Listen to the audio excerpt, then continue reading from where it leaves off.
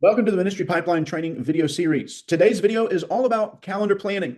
In this video, we're going to talk about planning your committee calendar for the upcoming year. I want to provide an overview to provide a biblical basis for planning your church calendar and your committee, ministry team, or church program calendar. I want to show you the practical value and benefit that it will bring to you as a ministry leader, to your team, and to our church overall.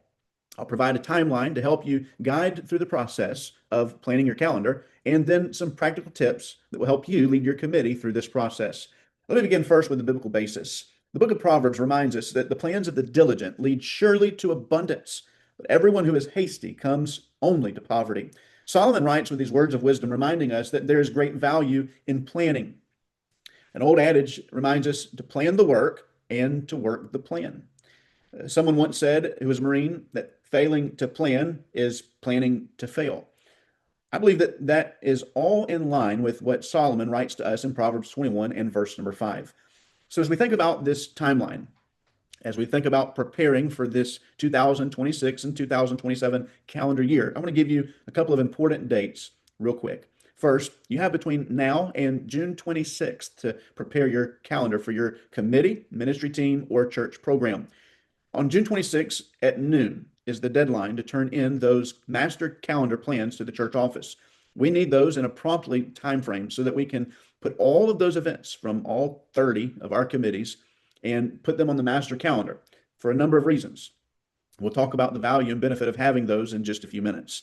The second thing is the master calendar has to be presented to the church council July the 5th. So if we don't have a copy of your master calendar on June 26th by noontime, we cannot distribute that to the church council on July the 5th. So it's important that you get those dates in before June 26th so we can present those to the church council July the 5th. After that, in the July business meeting of the church, the congregation will receive the master final calendar draft as an informational purpose document. Now, we've talked about the biblical basis. I've given you a highlight of a few very important dates. Let's talk about the practical benefit. I believe that there are at least three practical benefits of establishing a church calendar for the church, but also a calendar for your committee, ministry team, or program. First, it establishes mission discipline. Our goals, our purposes, and our objectives at New Home Baptist Church must align with Great Commission ministry. You've heard me say in another training video that committee work is ministry work. As we think about the works of our ministries, ministry teams, and programs, we have a mission to fulfill. Having a calendar helps us to streamline the focus of staying on mission discipline. It develops intentionality. It builds in an accountability layer for us to make sure that we are establishing steps to help us reach our goal and mission as a Great Commission church. The second benefit is stewardship.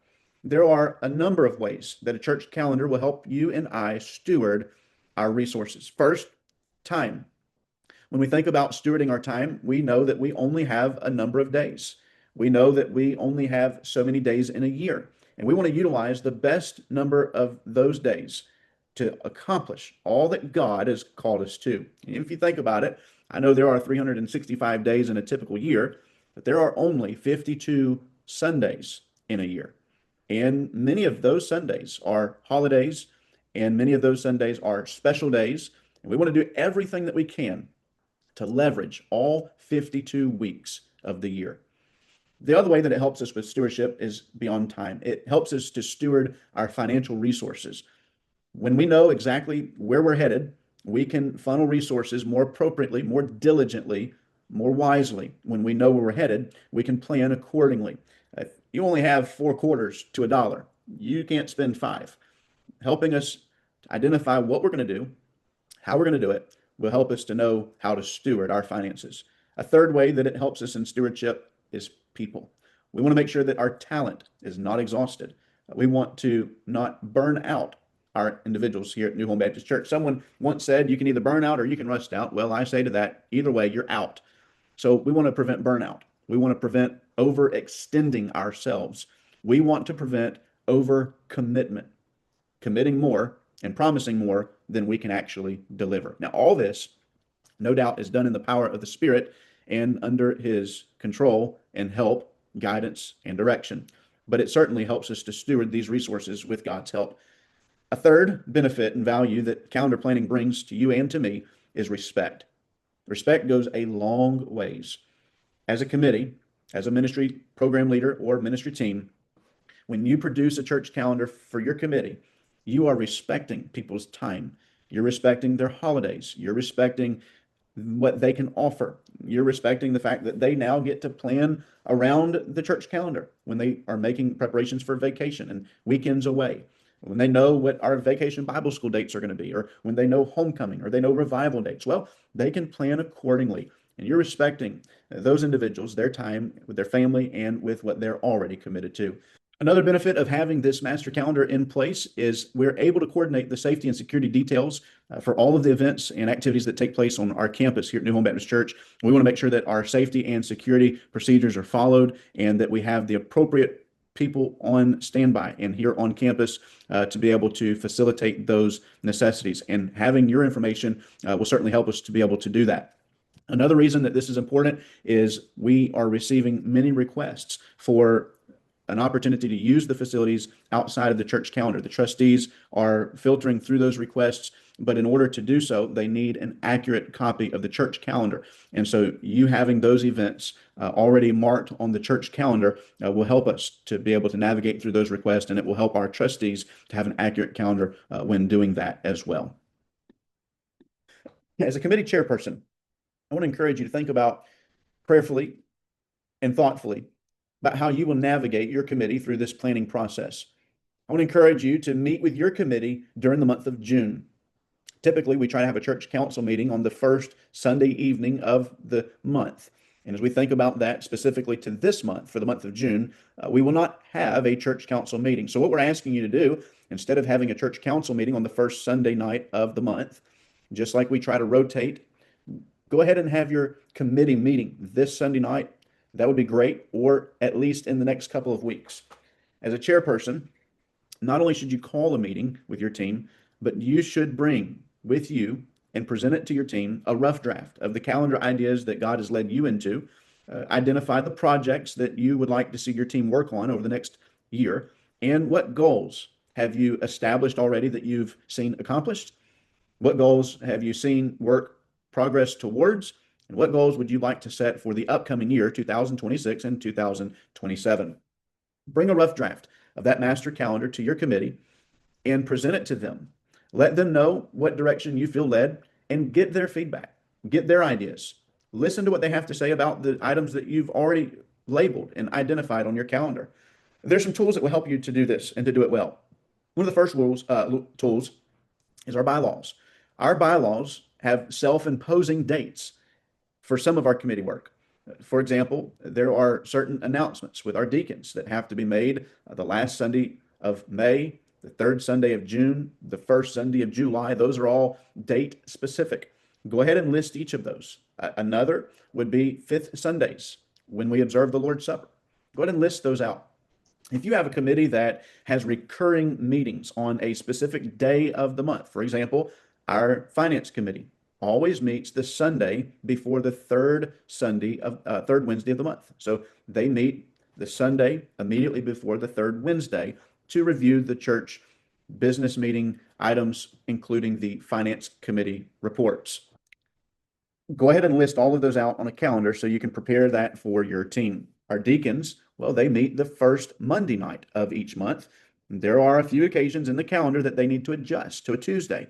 Go ahead and identify when those are going to be, because those are already on the federal calendar, and it's easier for you to identify those now and make plans accordingly. So our bylaws stipulate some of those dates. Another tool that will help you is the current 12-month church calendar. Go ahead and take the calendar that we've already provided you. We provided this back in July of 2025, and we presented it to the church for vote. And that's the calendar that we've been working on ever since then. That's the calendar we've been using to guide us through this ministry year, and it has been a very successful year.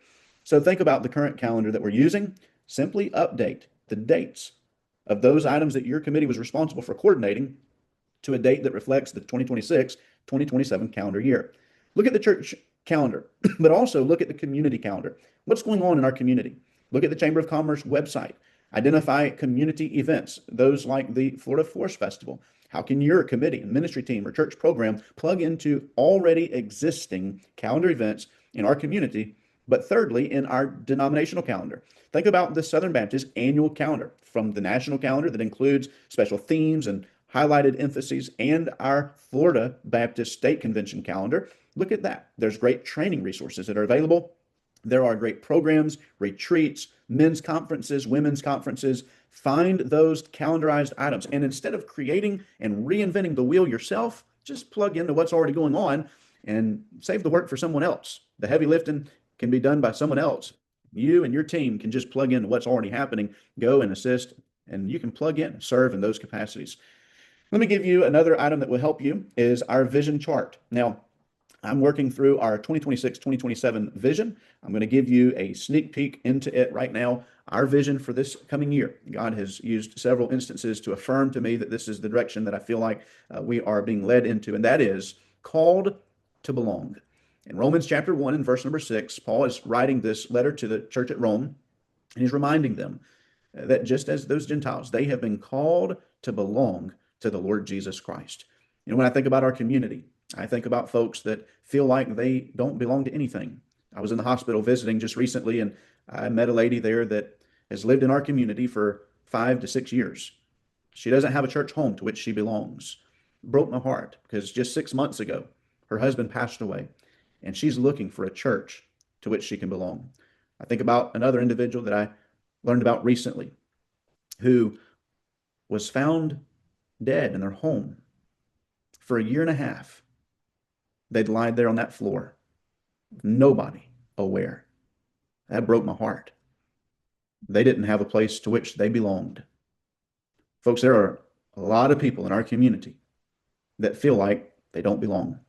Well, this year we're going to remind them God wants you to belong to his family. We want you to belong to our community.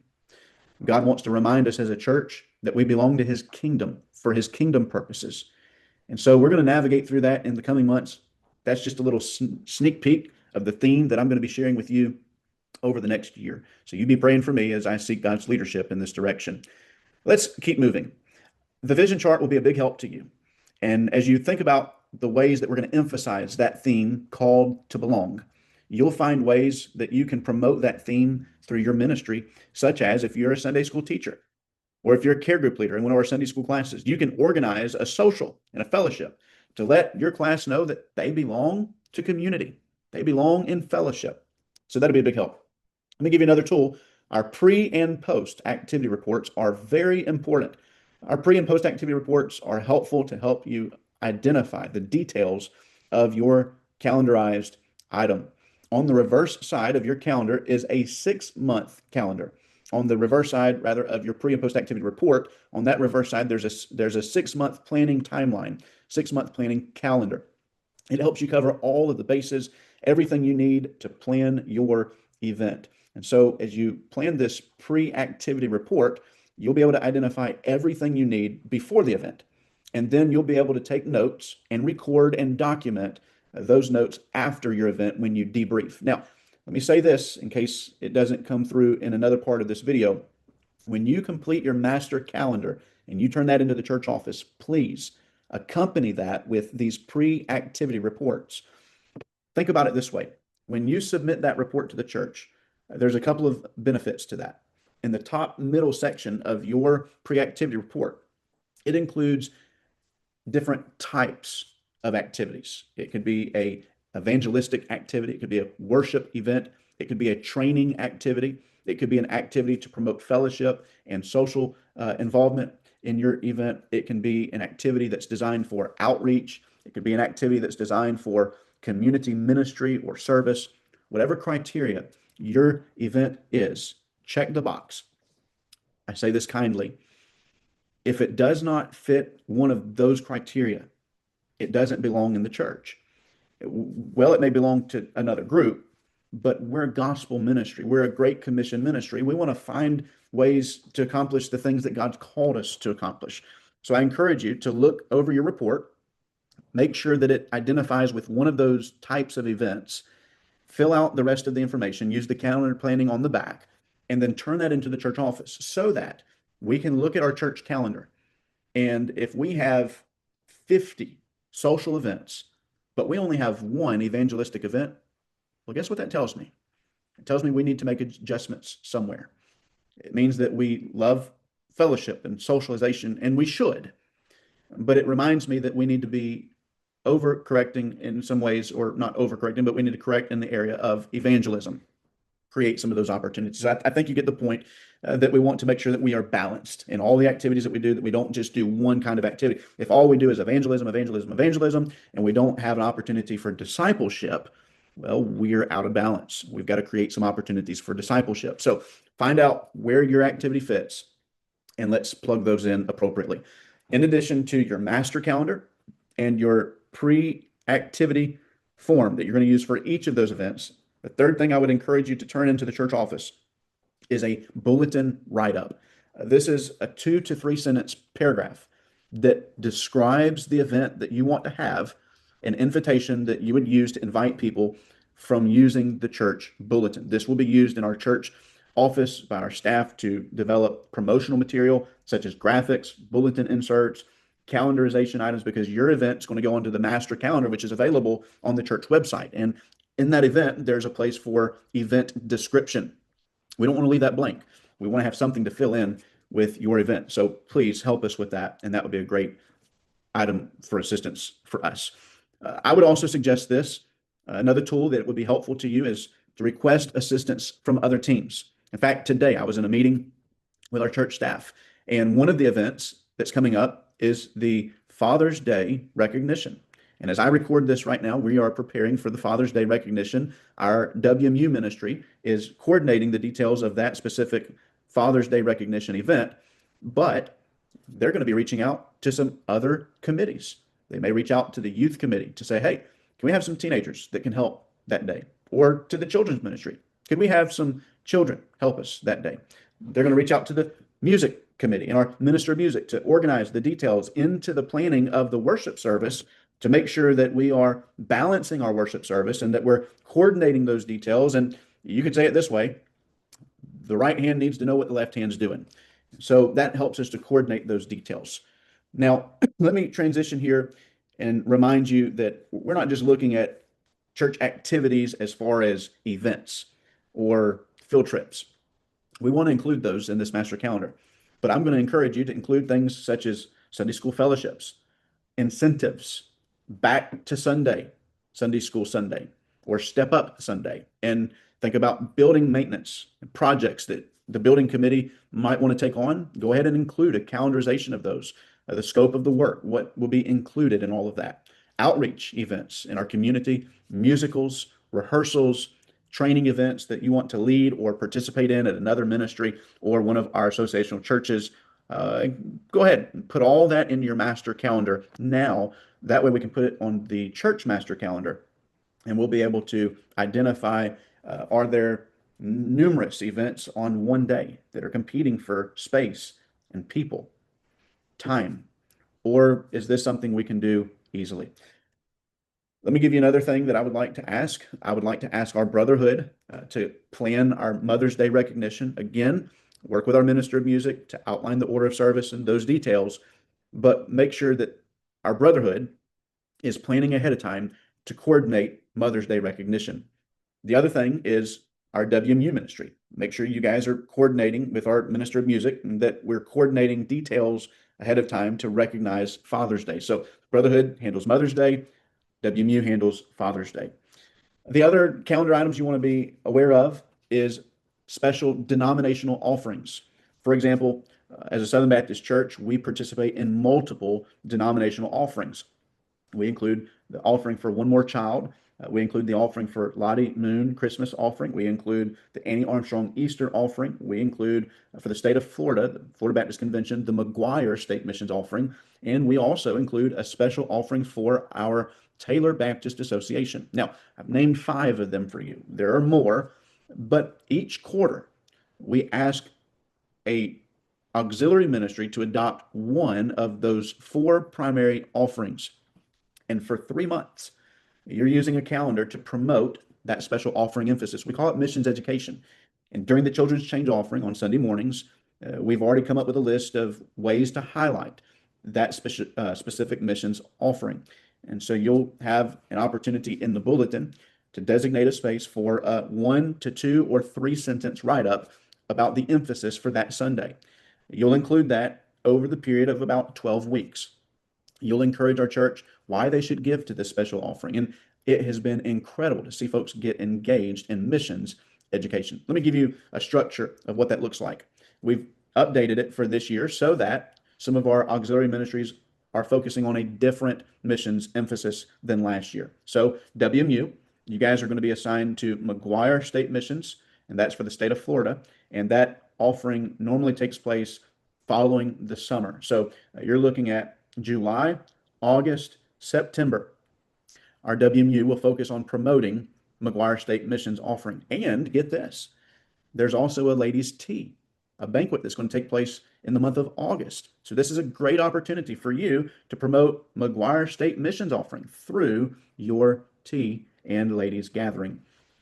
Men, our brotherhood, are going to be assigned the Taylor Baptist Association, and I would encourage you to place special emphasis on our local disaster relief ministry and our ramps that we build. You can discuss the scholarships that are available for ramps with our churches. Our association will come right beside you, and they will help scholarship a co-op with your church when it comes to building those ramps. You can talk about that. Highlight that one specific week. You can get men involved in these projects. Think about ways that you can promote publicly to our church and through the church bulletin each week for 12 weeks, promoting your special missions emphasis. Third, our children's ministry. We're going to ask our children's ministry to help us to promote. Oh, and I didn't give you the time frame for that. I apologize. The Brotherhood, you guys are going to focus on Taylor Baptist Association during the late spring, early summer months. So that's going to be April, May, June. So April, May, June is Brotherhood emphasizing Taylor Baptist Association. July, August, September, WMU will focus on the McGuire State Missions offering. Third, children's ministry will help us promote the North American Mission Board Easter offering. That will take place January, February, and March. And finally, our youth will help promote the Lottie Moon Christmas offering. That will be October, November, and December. I know that I did not give you those dates in order chronologically, and that probably would have been helpful. But whichever date was specific to your group, just rewind this video real quick, capture those dates, and that will save me from repeating it and save others from having to hear it again. Ideally, if you're leading a committee, here's what I want to ask you to do. Go ahead right now, look at your calendar. You can schedule a committee meeting for this Sunday or any day before June 26th. Schedule a committee meeting, put it on the calendar, notify your committee members, call our church office, let us know the date and the time and the room that you're going to use. Second, take your calendar, take the tools that I've just recommended to you, sit down with the calendar, look over the upcoming year, 2026, 2027, starts September 1st, 2026 through August 31st, 2027. Go ahead and look over that calendar. Create a master calendar. It can be handwritten, can be typewritten, whatever you want to do. Fill out that list of dates. Create a master calendar. Use the projects. Again, easy way to do it. Take last year's calendar, write down those items. Take this upcoming year's 2026, 2027 dates and simply plug those dates into last year's events. Another way of saying that would be this. Take your new calendar, take the activities from last year, plug it into those dates. I know I'm rambling, so I apologize. I'm trying to hurry with this. Update those dates with those calendar items. Mark it down, list it, handwritten, typewritten, doesn't matter to me, as long as it's legible. Review those calendar items with your committee. Ask them for feedback. Ask them how those events went last year. And let me give you a hint here. If you completed a post-activity report or a pre-activity report last year, bring that to your meeting with you so you can use it in a reference of how many people did we serve? That's one of the questions on the post-activity report. How many people did we prepare for? How much money did we spend? How many more volunteers do we need?